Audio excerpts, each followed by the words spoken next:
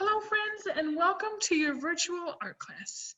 Today is a very special day because we are collaborating with music. Collaborating meaning that we are going to work together to hopefully get a better understanding of both art and music. As you know, in music today, you listen to the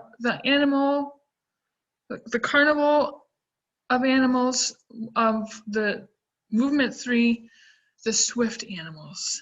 And by listening to the music, I think you have a good idea of what types of animals are being represented. Anyway, I wanted to talk to you today about a very special artist that lived a long time ago, Vasily Kandinsky. What we're going to do is we're going to take a look at his art. We're going to hear a read aloud of a great children's book that is about his life and about the type of art that we're going to create today.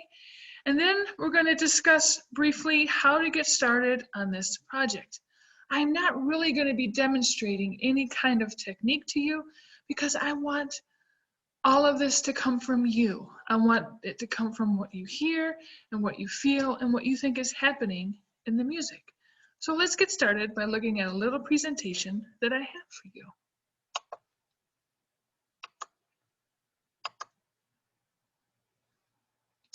Vasily Kandinsky.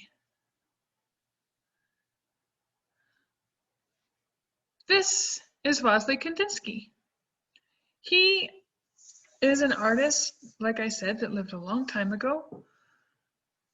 And like many artists, he created art for different reasons. Some artists create art to record an event. Some like to make something useful.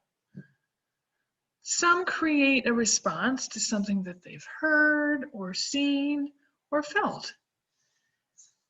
In this instance, Kandinsky created art in response to music that he heard, using shapes and lines and textures and colors to create abstract artworks that represented the music that he listened to.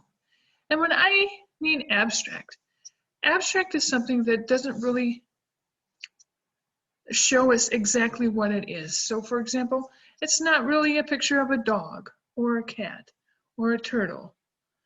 It is instead a response to something, like I've said, something that the artist has seen or heard or felt. So now we are going to watch the Noisy Paint Box. And you can access this wonderful read-along here at this link, or you can go to the next slide and watch the video and see the video there. Or I've also attached it in the Google Classroom, so you can access it that way. I'm just going to head to the next slide so we can watch it together. Now, once you're done watching, tell your grown-up who might be watching with you, or whisper to yourself something that you remember from this story. Here we go.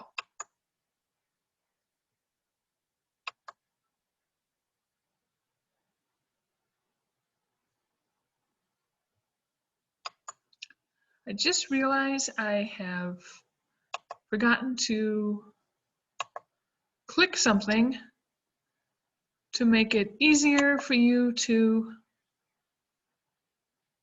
listen to, which is share the computer sound. Sorry. There we go. Now it should work. Sorry about that, friends.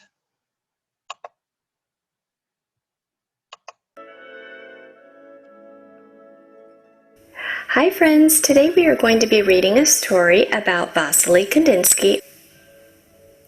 So let's get started on our book. This is called The Noisy Paint Box, The Colors and Sounds of Kandinsky's Abstract Art. This book was written by Barb Rosenstock and illustrated by Mary Grand Prix.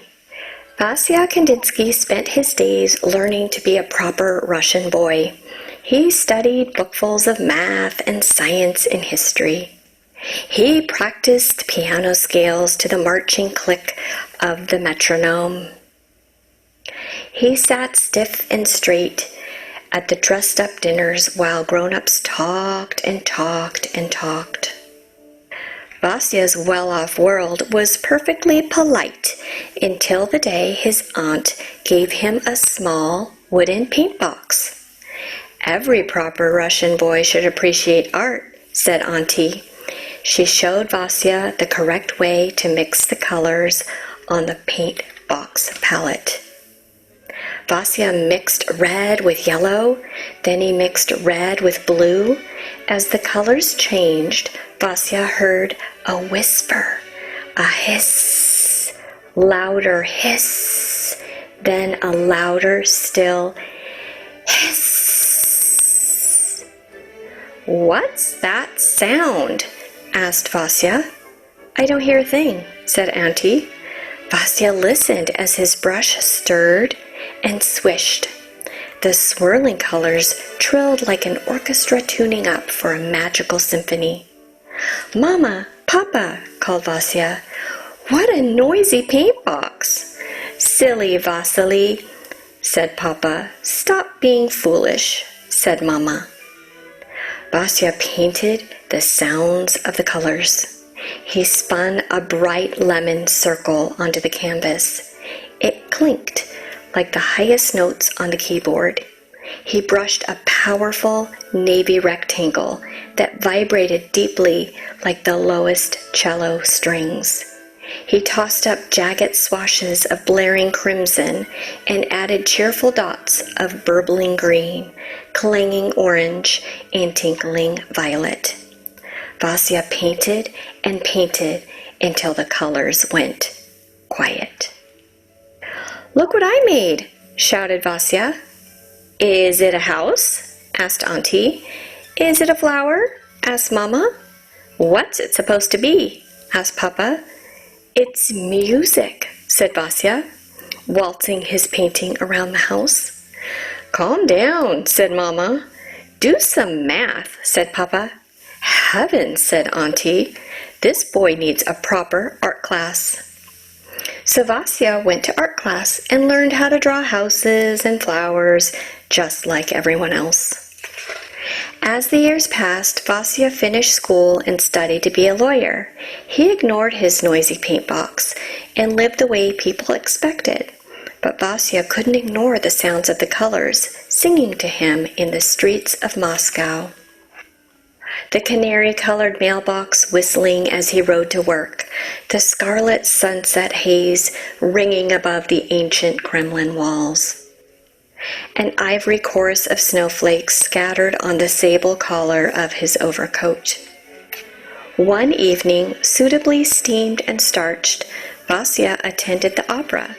As the orchestra's music crashed around him, the colors of the noisy paint box twirled wildly in his mind.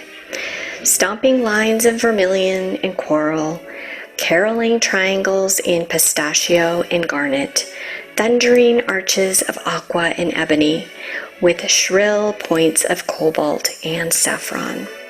Vasya heard the colors singing. Vasya saw the music dancing. And Vasya was never quite as proper again. He quit his job teaching law and moved from Moscow to Munich to be a painter.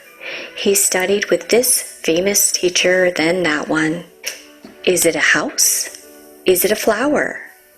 What is it supposed to be? His teachers asked. Vasya wanted to paint the colors he heard, but maybe the famous teachers knew best. Once again, Vasya put houses and flowers and animals and people into his paintings, just like everyone expected. His teachers were happy. Vasya was not. His artist friends understood. They too were tired of painting pretty landscapes and pretty ladies. They thought art needed to change. Art should make you feel, Vasya told them, like music. Exactly, said his friends.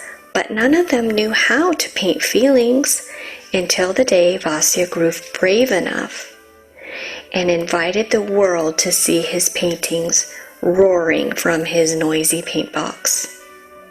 Hiss, rattle, brash, tweet, whistle, zip, murmur, clang. Snapping cerulean points, crunching crimson squares, whispering charcoal lines. Vasya named these paintings after the music he loved. Improvisation, composition, accompaniment, fugue, movement, and simply 3 sounds. With his noisy paintbox, Vasya Kandinsky created something entirely new: abstract art. It took a long time for people to understand. Is it a house? Is it a flower? What is it supposed to be? It's my art, Vasya answered. How does it make you feel?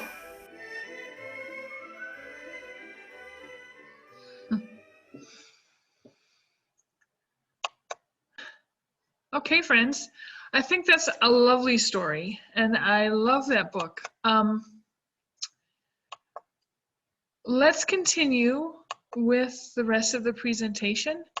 What are some of the things you can think about now? What are some of the things that you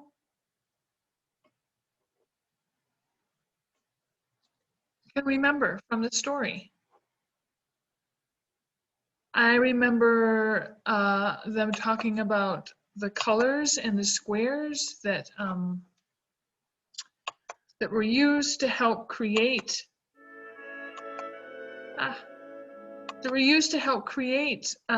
his ideas about art and how it should be felt by listening to music, through listening to music. I also remember he was born in Russia and he moved to Munich with the hopes that he would be able to live the type of artist life that he wanted to live. I remember also that a lot of people did not understand what he was trying to do. And like his artist friends, he was trying to change some ideas about art.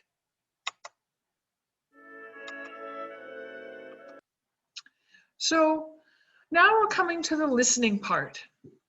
What you're going to do now is you're going to listen to the music that Miss Songbird shared with you today, and I have it here.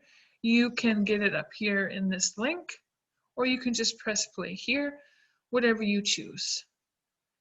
So the first time, I want you just to listen and pay close attention to what you hear.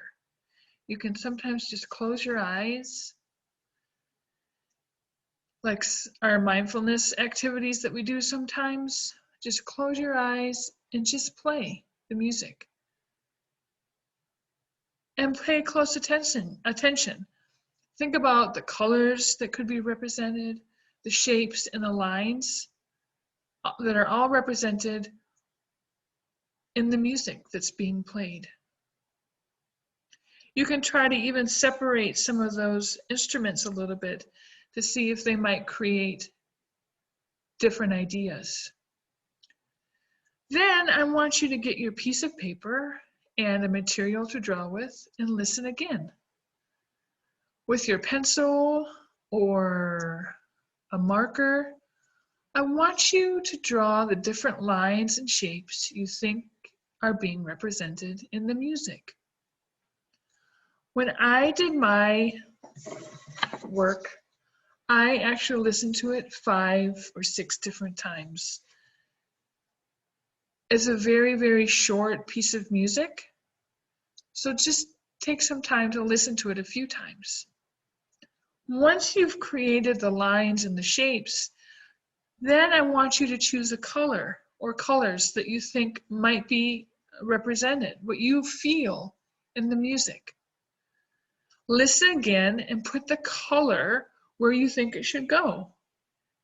So does it match with a certain line or a certain shape in order to represent the music?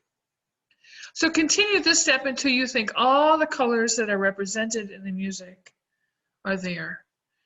You don't have to use every single color in your crayon box or your marker box. And if you just have a pencil, maybe you're coloring some areas really, really dark, maybe you're coloring some areas really, really light. And that's fine too. So the key is to listen. Think about different thicknesses of lines, different types of shape. It doesn't all have to be a square, a circle, or a rectangle. They can be whatever kind of shape you want to create depending on what you're listening to in the music.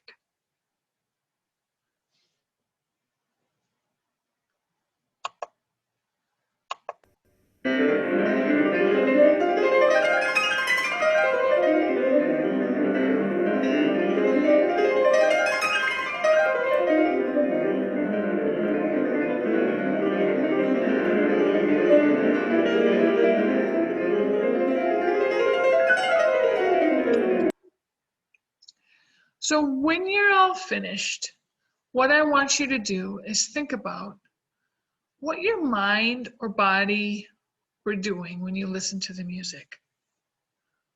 What kind of motions did you make with your hand, with your arm? Were they big motions? Were they small motions? Were they up and down motions? Think about that. When you began to draw, what speed were you drawing? Were you going fast? Were you going slow? Think about that. And when you do different lines and shapes and colors, could you connect them to the different music notes that you heard?